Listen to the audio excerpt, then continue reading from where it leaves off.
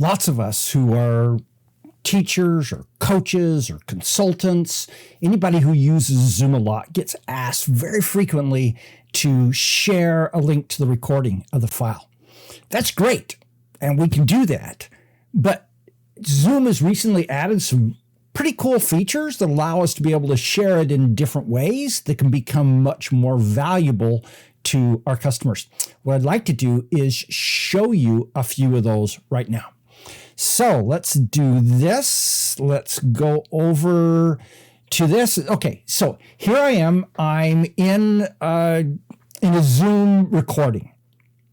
So you get to this by going into your Zoom account, clicking on recordings. It gives you a list of all the different things that are recorded. Choose one of them, and it gives you this.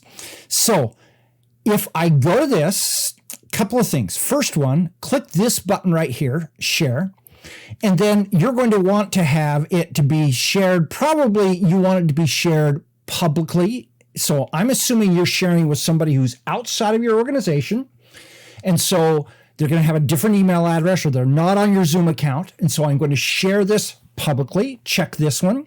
And then also you may want to check viewers can download. And you probably will want to uncheck passcode protection. What this does is it allows you to be able to send out a file that they can view and a file that they can download. Click done. All right. Once you've got that, now I'm going to show you the next piece, which is let's go into the recording as such. And what this recording has, oftentimes we'll come in and we'll set it up and we'll have it running. And then after a few moments, other people start to appear. So here I am, I'm looking over and go, oh, somebody's here. Okay, so let me show you this. If I click this right here, this little scissor, what it enables me to do is it enables me to be able to share what I want to have included in that recording. And so I can come back to here and it's like, okay. So oftentimes I do this, I'll play it initially, and so that I can figure out where I want it to start, where I want it to end, and I just make a note that I wanted to start this at 26 seconds in, and then I'll click the little scissors, and I'll go over here to 26 seconds or whatever it is, and then I'll say, okay, I wanted to end at 25:20. I click save, and what that does is it means that now the recording that I share with them has that beginning and that ending cut off. Now I can come up here and click download it, or I can just go back to the recording and go here and click on this link right here, and that link now, if I click this, it saves that link, and then I can just paste that into a link into email to them. And what that does is that it gives them a link that when they start it, it starts. Notice it jumped right to that place, which was 2620, but now on this is 0.00. So you're giving them a file that has everything already cut off. And so it's only the elements of the file that you want to give them. Okay, now let's go show you a couple of other things. Let me just go back into this, and I'm going to go to settings, start showing you my screen again. So I'm going to go to settings. So right now I have this set with just the bare minimum because I have a whole bunch of media in there. And very frankly, I don't want to pay the extra amount to get this. But one of the things you can do is that you can come into settings, click on recording, and you can choose some other alternatives. So let's go back to, well, the way it was, if you remember, it only showed the ability to show just the active speaker with shared screen. One thing you can do is you can do the Brady Bunch view by clicking this box. So this box was unchecked. And so if I can check record gallery view with shared screen, that gives me the Brady Bunch view with 16 boxes across the screen. And then if it goes to shared screen, the 16 boxes go over onto the right, and it's just the PowerPoint presentation or whatever. And so you can choose that one. You can actually just choose one of these, or you actually can choose, hey, I want you to record all of these separately. Each one of these things you do records another version of that file.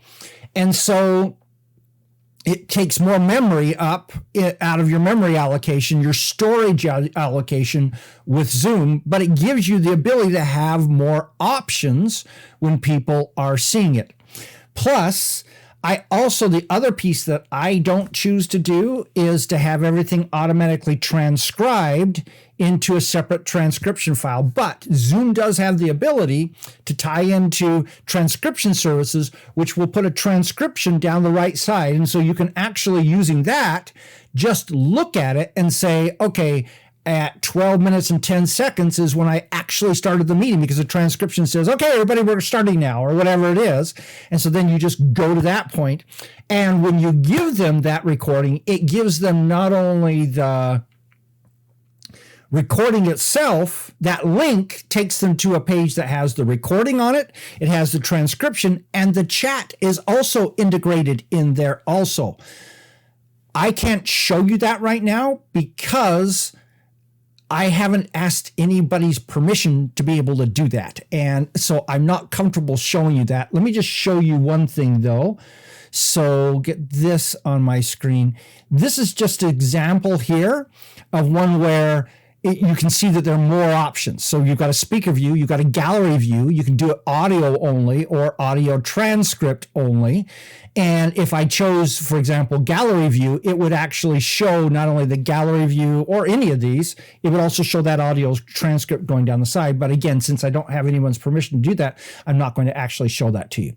So those are several options. You very likely will want to turn on audio transcripts because that gives an additional layer of value to your customer, where they can be able to say, okay, I remember that we talked about SEO.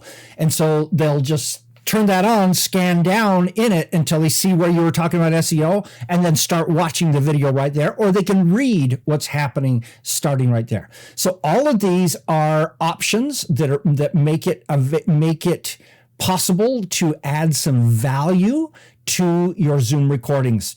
I wanted to share this with you. Oh, I'm sorry. Then the other thing is, once you get all the way done with this, you can download it, or as I said, you can go back into the recordings. Give me just a second.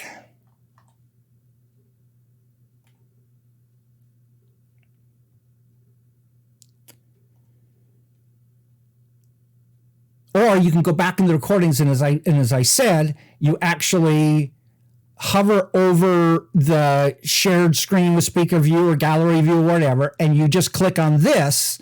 And what that does is it copies a link into your copy function, and you can simply paste it into a video and send it off, and it's done. It's that easy, and it's great. So I strongly suggest you play with this, try it a couple of times, and it's very easy, and you'll find it is a much better experience for your customers. So a couple of things about doing Zoom. I hope this helps. Let me know your thoughts in the chat. This is Don Crowther saying, just go do this stuff.